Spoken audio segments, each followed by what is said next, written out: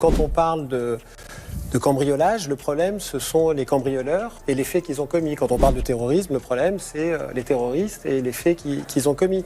Quand on parle d'agression, le problème, ce sont les agresseurs et les faits qu'ils ont commis. Et on est dans un pays que quand on parle de corruption, d'atteinte à la probité, de détournement de fonds publics, le problème, c'est la justice. Et ça, c'est un invariant de la délinquance en col blanc. C'est que par définition, les atteintes à la probité, c'est la rencontre du pouvoir et de l'argent.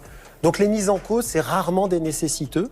C'est des gens qui ont des réseaux politiques et qui ont des réseaux médiatiques. Et qui, à main gauche, demandent d'être impitoyables.